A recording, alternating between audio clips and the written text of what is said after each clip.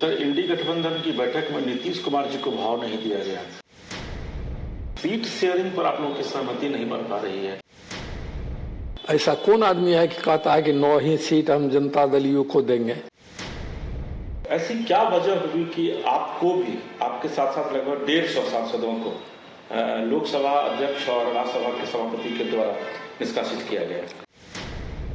तो अपने इलाके के लोगों के लिए कोई एक कमिटमेंट जो आप करना चाहते हैं।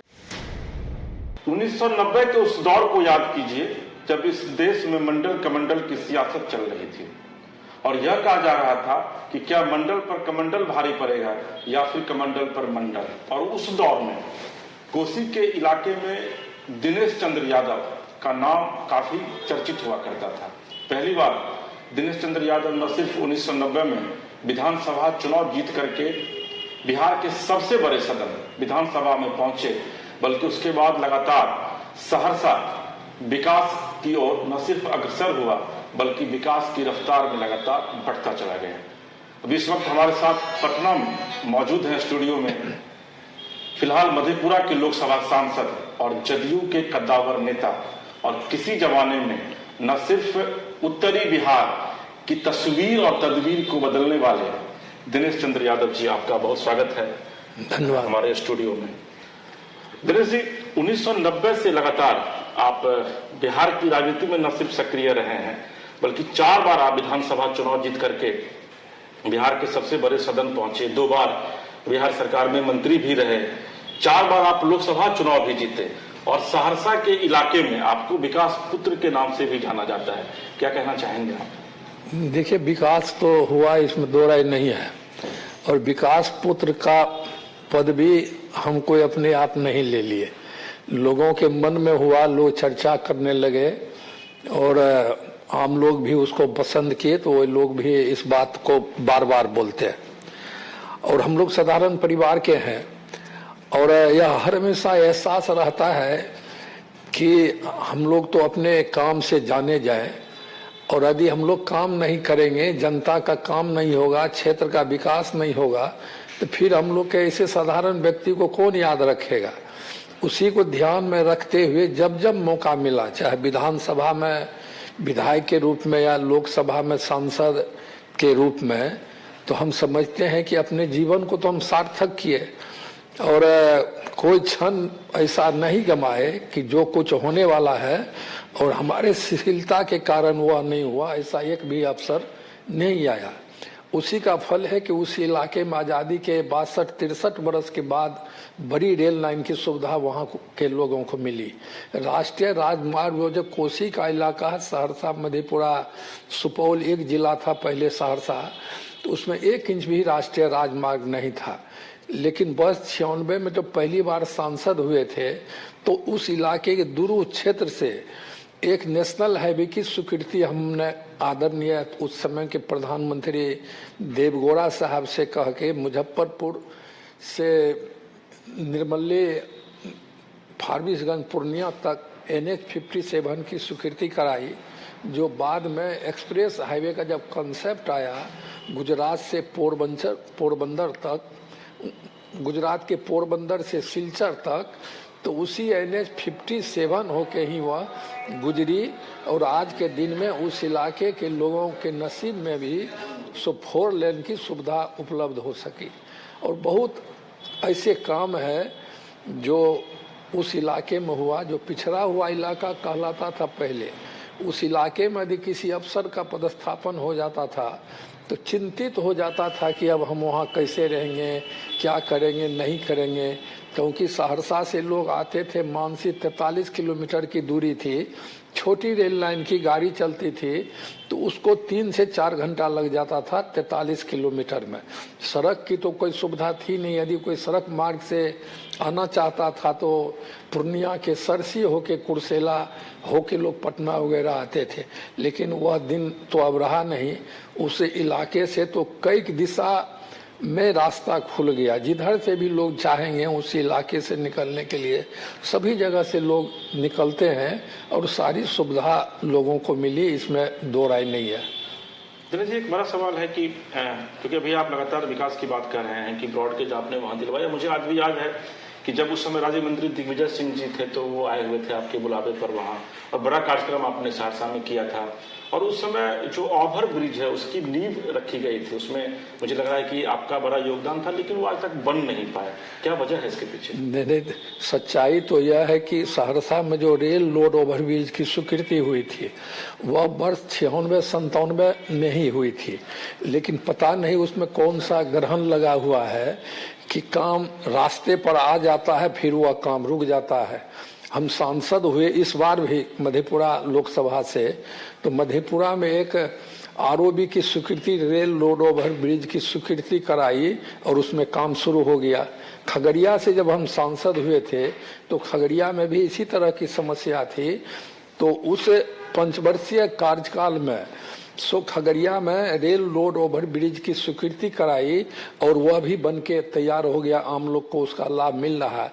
लेकिन पता नहीं इसमें कौन सा ग्रहण लगा हुआ है, सब कुछ ठीक हो जाता है लेकिन अंतिम में कुछ न कुछ हो जाता है। फिलहाल अभी उसका टेंडर पुल निर्माण, बिहार पुल निर्माण निगम टेंडर निकाल दिया और टेंडर डाला जाता, संवेदक तय होता, काम शुरू होता तो वहाँ के स्थानीय लोग हाईकोर्ट चले गए। जब हाईकोर्ट गए तो हाईकोर्ट से अभी तक उसका निष्पादन नहीं हो रहा है, तारीख पर तारीख, तारीख पर तारीख, तारीख पर तारीख पड़ रहा है, और कई तारीख के बाद फिर 12 जनवरी का तारीख उसका निर्धारित है और सरकार की ओर से कहीं कोई कोताही नहीं, बिल्कुल तत्पर है लोग। जब ये हाईकोर्ट का आदेश क्या आता है, यदि हाईकोर्ट को आपत्ति नहीं होगी तो वह काम हम समझते हैं कि 1 महीना के अंदर उसका टेंडर भी फाइनल होगा, वह काम भी शुरू होगा। तो यही स्थिति उस ओवरब्रिज की है। सर क्या लिया जाए? सर एक सवाल ये भी है कि ये माना जाए कि चूंकि आप काम करने वाले लोगों में से रहे, यही वजह है कि आप 4 टर्म विधायक रहे, 4 टर्म से सांसद हैं, कि इस टेन्योर में, आपकी इस टेन्योर में, यानी इस लोकसभा चुनाव से पहले वहाँ कम से कम इसकी नींव पड़ जाएगी? नहीं, देखिए, नींव तो तब पड़ेगा यदि हाईकोर्ट का जो निर्णय पॉजिटिव निर्णय आएगा कि आप काम करा सकते हैं। हम समझते हैं कि होपफुल है कि उस तरह का निर्णय आना चाहिए। इसमें काम रुका था कि जब लोग हाईकोर्ट गए थे तो उसमें हाईकोर्ट का डायरेक्शन था कि रेल और बिहार सरकार मिल के बात करे अपने आप में और यह कोई सुगम रास्ता दूसरा निकाले।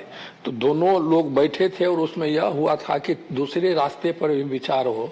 तो आरओबी का अप्रोच जो है सो रेलवे के सड़क पर सब्जी बाजार में उतारने पर सहमति हुई थी, लेकिन जब फाइनल सब कुछ हो गया तो फिर रेल इस बात को नहीं माना, उस प्रस्ताव को रिजेक्ट कर दिया। जब रेल रिजेक्ट कर दिया प्रस्ताव को तो दूसरा तो कोई ऑप्शन है नहीं, लेकिन वह आवश्यकता है, आज के दिन बहुत आवश्यकता है कि वहाँ आरओबी बने। तो जब रेल नहीं दे रहा है तो इधर तो बनाना पड़ेगा। तो हमने माननीय मुख्यमंत्री से आग्रह किए थे कि उसमें डायरेक्शन एक दीजिए कि ज़्यादा से ज़्यादा लोग का जमीन प्रभावित नहीं हो और इंजीनियर को यह बनावे उस तरह से कि कम से कम जमीन में आरओबी का काम चल जाए। तो उन्होंने यह भी निर्देश किया, लेकिन लोग तो हाईकोर्ट में जब मामला है तो जब तक निष्पादन नहीं होगा तो कैसे हो सकता? हाईकोर्ट से तो कोई बड़ा है नहीं। एक बार टेंडर कर दिया पुल निर्माण निगम तो उस पर कंटेम्प्ट हो गया। इसीलिए लोग सोचते हैं कि इसका निर्णय आ जाए तो फिर हम करेंगे, और हम समझते हैं कि जब निर्णय आ जाएगा पॉजिटिव निर्णय, वह कंटेम्प्ट खारिज हो जाएगा तो तुरंत 10 दिन के अंदर उसका टेंडर भी निकलेगा और 1 महीना के अंदर टेंडर का निष्पादन होगा, फिर काम होगा। यह हम गारंटी के साथ अभी नहीं कह सकते हैं कि उसका चुनाव के पहले नींव डला ही जाएगा, या गारंटी के साथ नहीं कह सकते हैं कि काम का भी प्रक्रिया है।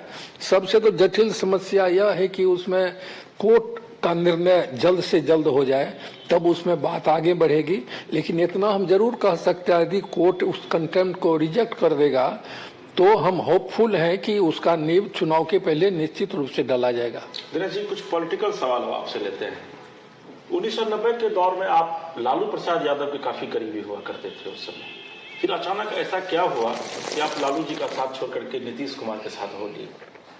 नहीं, देखिए, जो वह दौर था तो हम लोग जिस दल के थे उसी दल के नेता थे आदरणीय लालू प्रसाद यादव जी, तो हम लोग एक साथ ही थे।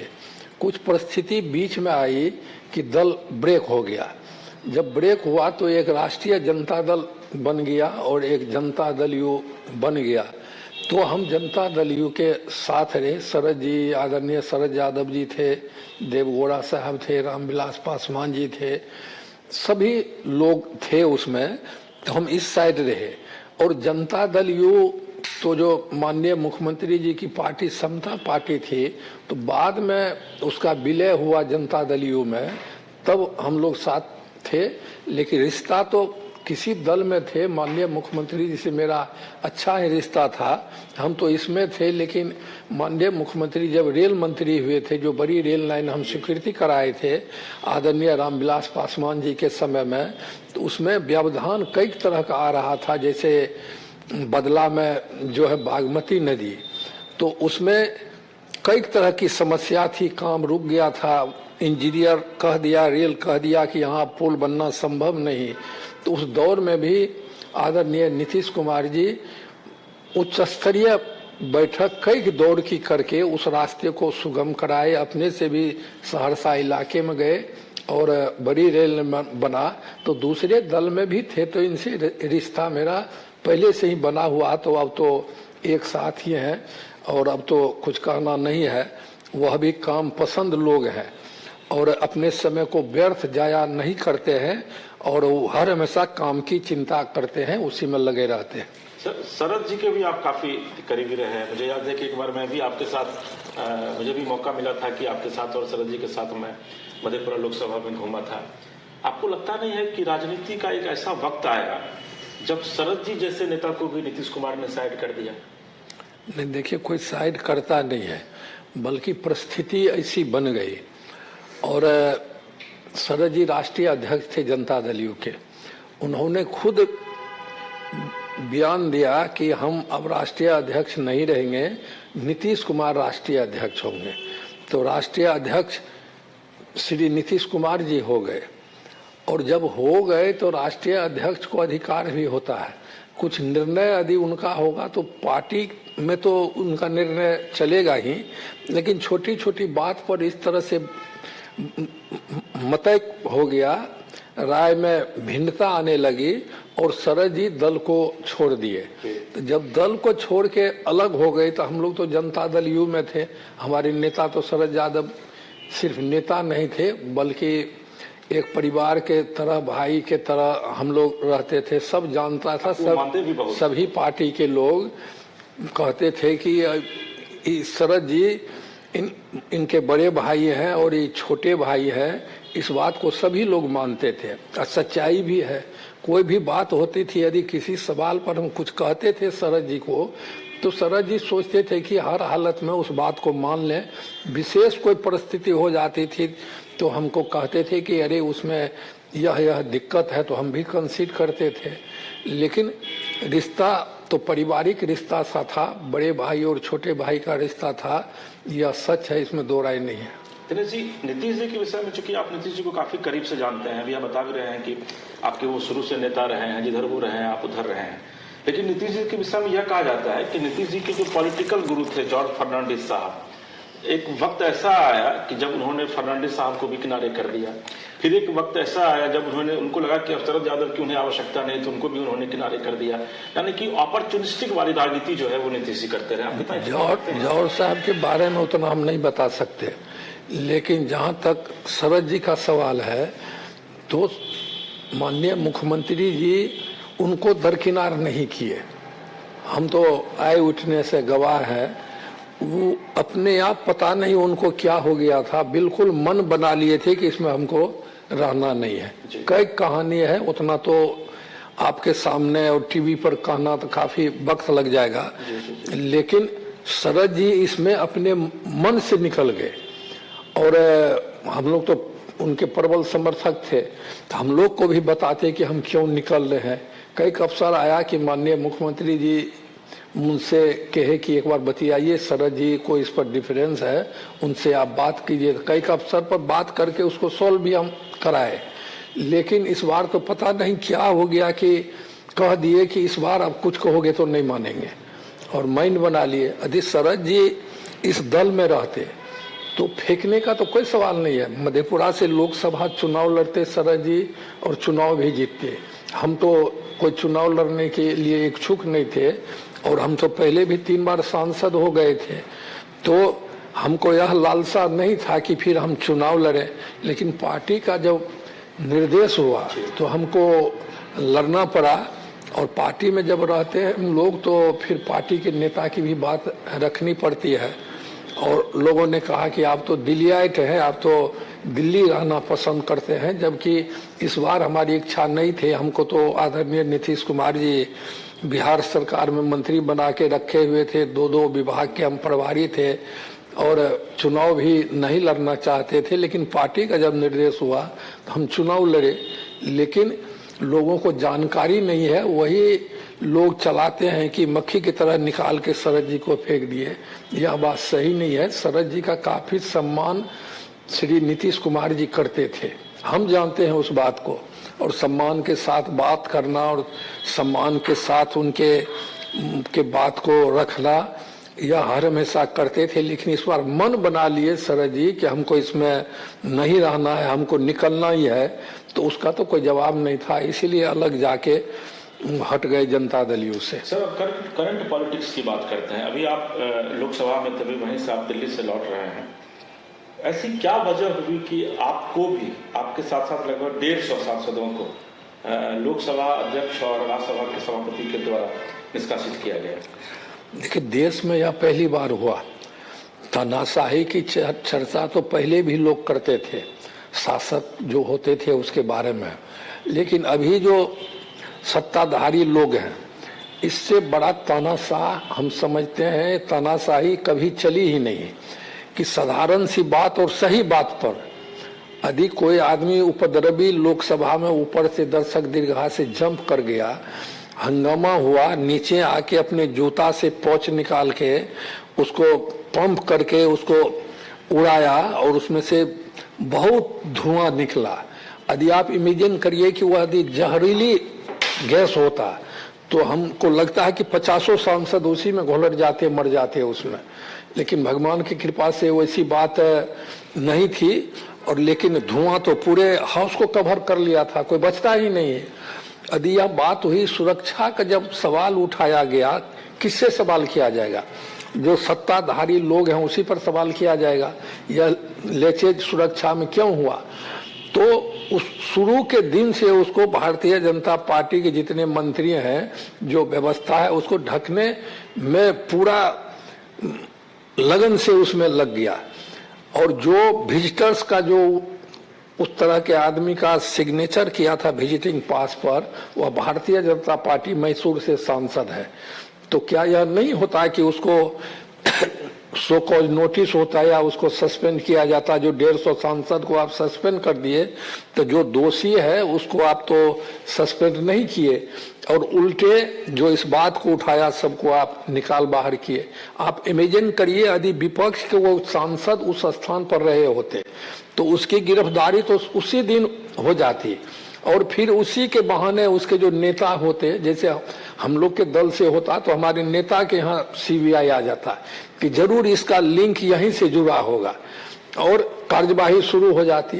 तो सच कहना तो कोई गलत नहीं, और देश को तो जानने का अधिकार है कि यदि कुछ खामियां आई व्यवस्था में, सरकार में त्रुटि है, तो उस पर विपक्ष सवाल नहीं उठाएगा तो किस पर उठाएगा? विपक्ष कोई हाथ पर हाथ धर के बैठने के लिए तो गया नहीं। उस सवाल को उठाया तो सबको लोकसभा में, राज्यसभा में बाहर का रास्ता दिखा दिया गया। तो यह तो बिल्कुल उचित नहीं है। यही बात उस स्थिति के लिए है। सर, सीबीआई और ईडी की अभी आप बात कर रहे थे कि सीबीआई ईडी पहुंच जाती अगर ऐसी स्थिति रहती तो। अभी रांची में जो कांग्रेस के जो राज्यसभा सांसद हैं उनके यहाँ ईडी का रेड हुआ है और 350 करोड़ से ज्यादा की राशि बरामद हुई है। अब तो सत्ता पक्ष ये कह रहा है आप लोगों के ऊपर कि भाई विपक्ष जो है वो तो पूरी तरीके से करप्ट है। देखिए, एक आदमी के यहाँ निकल गया तो सभी को करप्ट आप कैसे कहिएगा? मानिए पार्टी में तो बहुत लोग हैं, पार्टी के सांसद बहुत लोग हैं, और किसी एक आदमी के घर से निकल गया तो उसको कैसे आप कहिएगा कि सभी उसका नेता भी करप्ट हो गया, सारा विपक्ष करप्ट हो गया, उसको आप कैसे कहिएगा? यदि उसके बचाव में कोई लोग आवे तब कहिएगा कि नहीं आप सही नहीं कर रहे हैं। उसके यहाँ से निकले तो जो सजा होगा वह भुगतेगा, वो है। सर मुद्दा तो बनाएगी ना बीजेपी, लेकिन तो वह बीजेपी तो तरह तरह का मुद्दा बनाती है। अभी लोकसभा से जब सब सांसद को निकाला गया, सब लोग वहाँ संसद भवन के बाहर में सांसद जो निष्कासित हुए थे बैठे हुए थे, उसमें बंगाल के एक सांसद कुछ मजाकिये लहजे में उपराष्ट्रपति जी के बारे में बताया और उसको किस तरह से मुद्दा बनाया। उसको मुद्दा बनाया कि यह उपराष्ट्रपति जी का अपमान है और यह जाट समुदाय का अपमान है, यह किसान का अपमान है। मतलब बात कहाँ हो रहा है, और उसको जात को समुदाय को लिया है, इसमें तो महारत हासिल है उसको भारतीय जनता पार्टी को, तो उसको आप क्या कहिएगा? मुद्दा तो किसी बात पर बना सकता है वो। सर इंडी गठबंधन की बैठक में नीतीश कुमार जी को भाव नहीं दिया गया। आप लोग प्रधानमंत्री पद की उम्मीदवारी पेश करने वाले थे, लेकिन ममता बनर्जी ने अचानक मल्लिकार्जुन खड़गे का नाम लिया, नीतीश जी वहां से उठ करके बाहर निकल गए। तो क्या लगता है कि अब नीतीश जी को एक बड़ा झटका लगा है? मुख्यमंत्री जी जो यह चर्चा बार बार आती है, इन्होंने तो कई अवसर पर यह कहा है कि हम प्रधानमंत्री के दावेदार नहीं हैं। खुद जब अपने कहते हैं हम प्रधानमंत्री के दावेदार नहीं है तो उनको झटका लगने का कहाँ सवाल है। स्मूथली बैठक शुरू हुई और खत्म भी हुआ। जब बैठक खत्म हुई तो उसमें हुआ कि एक आदमी जाके प्रेस को ब्रीफ कर देगा। तो क्या उम्मीद लगाए हुए हैं लोग थे कि सभी नेता पीछे पीछे जाके वहां बैठ जाएगा? जब हो गया कि एक नेता ब्रीफ करेंगे खड़गे साहब, तो खड़गे साहब गए उसमें ब्रीफ करने के लिए, तो मुख्यमंत्री जी वगैरह चले आए। नाराजगी का कोई सवाल नहीं है, उनकी लालसा भी नहीं है, जिस उन्होंने पहले भी व्यक्त कर दिया कि हम उसके दावेदार नहीं है, तो दुख कहाँ से होगा?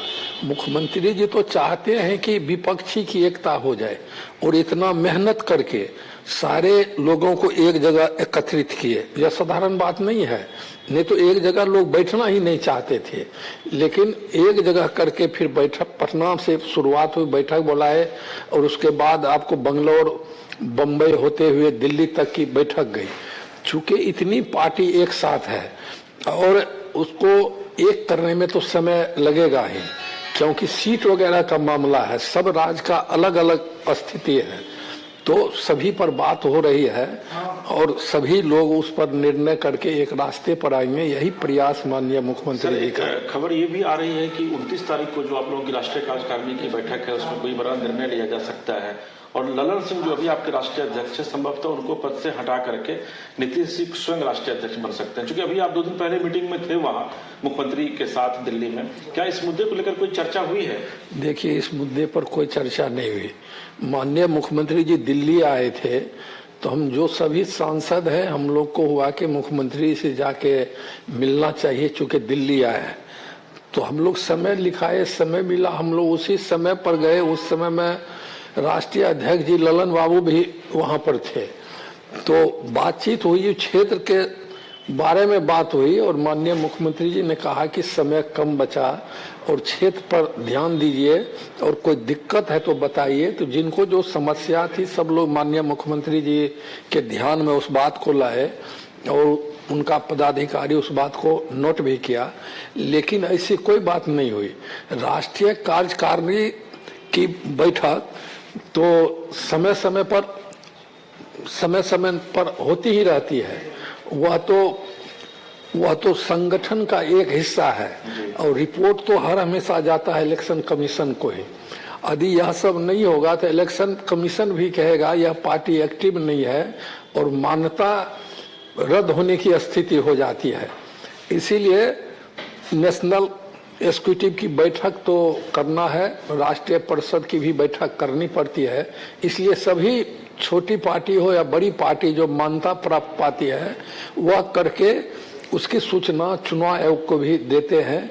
उसी एक साल से बैठक नहीं हुई थी, तो माननीय मुख्यमंत्री जी ने कहा कि बैठक वह होनी चाहिए, वही निर्धारित है उसमें।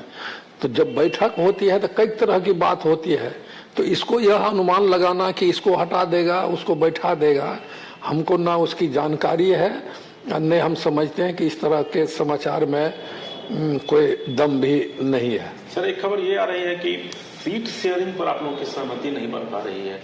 लालू जी शायद कह रहे हैं कि हम 17 सीट आपको देंगे, नहीं, आप लोग 17 सीट पे अड़े हुए हैं। आरजेडी आप लोगों को 7-8 सीट से ज्यादा नहीं दे रही है। अगर ऐसा होता है तो क्या यह माना जाएगा कि फिर ऐसी स्थिति में नीतीश जी अलग राह ले सकते हैं? मैंने देखिए ऐसी बात नहीं होगी, और जिसकी जो स्थिति है, जो क्षमता है, ऐसा कहीं नहीं हुआ कि कोई गठबंधन बना और सीटिंग सीट को हटा के दरकिनार कर दिया, वह सीट दूसरा आदमी ले लेता है। और महागठबंधन जिस समय में बन रहा था उसी समय में इस बात पर भी सहमति हुई थी कि हम लोग लड़ेंगे आधे आधे पर, लेकिन सीटिंग सीट जिसका जितना है उसको हम लोग बरकरार रखेंगे, और यदि कोई बात होगी तो दोनों आदमी की सहमति से वह बात होगी। चूंकि अभी कई पार्टी है ये जो अभी इंडिया गठबंधन बना, और यह तो राज्य स्तर पर भी बनना है, तो सभी पार्टी तो बढ़ चढ़ के बोलते ही हैं। और यदि लालू जी बोलते तो वह बात समझ में आती। ऐसा कौन आदमी है कि कहता है कि 9 ही सीट हम जनता दलियों को देंगे, ऐसी बात नहीं है। और आदरणीय लालू प्रसाद यादव जी, माननीय मुख्यमंत्री जी में इस तरह की कोई भिन्नता है भी नहीं। हमारे समझ से स्मूथली सभी काम चल रहा है।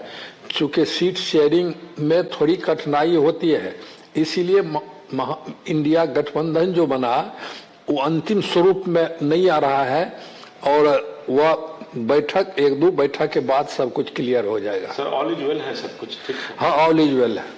दिनेश जी, एक आखिरी सवाल है चलते चलते। अब दिनेश जी इस बार अगर चुनाव लड़ते हैं फिर लोकसभा में, तो अपने इलाके के लोगों के लिए कोई एक कमिटमेंट जो आप करना चाहते हैं? कोई कमिटमेंट नहीं। हम जब से, हमारा स्वभाव भी है, जब से हम चुनाव लड़ते हैं, इस सवाल को पत्रकार साथी पूछते हैं हमसे, तो हम किस पर कमिटमेंट करें? एक काम तो करना नहीं है। जब जवाबदेही मिलती है तो जो सामने में जाता, जो ज्वलंत समस्या होती है या जो साधारण समस्या होती है, तो हम तो चाहते हैं कि दोनों हो जाए, उसके अलावा भी जो मिलते जाए उसको करते जाएं। तो उसमें कमिटमेंट नहीं किया जा सकता। उस इलाके की जो मूलभूत समस्या थी, बड़ी रेल लाइन की थी, नेशनल हाईवे की थी, अन्य जो समस्या थी, बड़े बड़े पुल का था, बड़ी बड़ी सड़कें जो बननी थी, उस सब का था, तो वह तो बन के तैयार हो गया। लेकिन इसका मतलब नहीं कि अब सारा काम हो गया, काम बहुत बचा हुआ है। और जब हमको मौका मिलता तो पहले भी कहे कि हम सोने वाले लोग नहीं हैं। जितना सांस है उतना आस हमको रहता है, और हम चाहते हैं कि अपने लोगों को ज्यादा से ज्यादा हम सुविधा उपलब्ध कराएं, इसी सोच के हम हैं। इसलिए जब मिलेगा मौका तो देखेंगे कि कौन चीज करना है, उसको सबको करेंगे। सर, एक सवाल और याद आ गया, आखिरी सवाल ही है ये। 40 में से कितनी सीटें जीतेंगे? जो कि बिहार में लोकसभा की 40 सीटें हैं, अभी 16 सीट आप लोगों के साथ है। जब आप लोग मोदी जी के साथ मिलकर लड़े थे, तो इस बार 40 में कितनी सीटें जीतेंगे? देखिए, हम नहीं कहेंगे।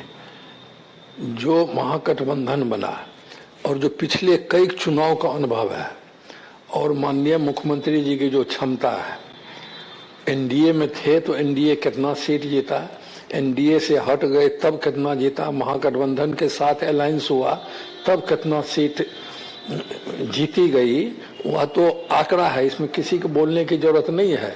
लेकिन जब महागठबंधन जो बना है, खास करके जनता दलियों और राष्ट्रीय जनता दल जब एक साथ चुनाव लड़ेगी, या जो और पार्टियां हैं सभी लोग एक साथ रहेंगे, तो बेहतर परिणाम आएगा। और इस बात को आम लोग भी समझते हैं। और यह गारंटी कर देना कि हम 40 में से 40 सीट हम ले लेंगे, या एक जुमला के तरह है। जो भी नेता आएगा बिहार में कहेगा हमारी पार्टी 40 में 40 सीट हम जीतेंगे, लेकिन महागठबंधन को वह क्षमता है, शक्ति है कि उस टारगेट के अंतिम मुकाम तक पहुंचेगी।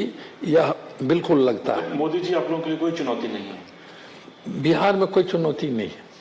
मोदी जी की क्षमता वही है कि इस चुनाव के जो अभी जो चुनाव विधानसभा का हुआ, उसके पहले जितने चुनाव हुए बाय इलेक्शन उधर उस साइड में, तो जहां 1 to 1 कैंडिडेट था, सपा था सीधे भारतीय जनता पार्टी, कांग्रेस था सीधे भारतीय जनता पार्टी, भारतीय जनता पार्टी था सीधे एक पार्टी, तो सभी सीट तो हार गए मोदी जी। लेकिन अब जब कई उम्मीदवार हो जाता है, वोट बिल्कुल बढ़ जाता है थोड़ा थोड़ा करके, तब उनका स्कोप बन जाता है, अन्यथा वह स्थिति उनकी बिल्कुल नहीं बन सकती है। चलिए दिनेश जी, बहुत बहुत धन्यवाद, आपने अपना कीमती वक्त हमारे लिए निकाला, और हम आपके लिए भी यही चाहेंगे कि आप इस बार फिर से चुनाव लड़ें और लोकसभा चुनाव जीत करके आप मधेपुरा और इस इलाके की शान को बढ़ाएं। बहुत बहुत धन्यवाद। धन्यवाद।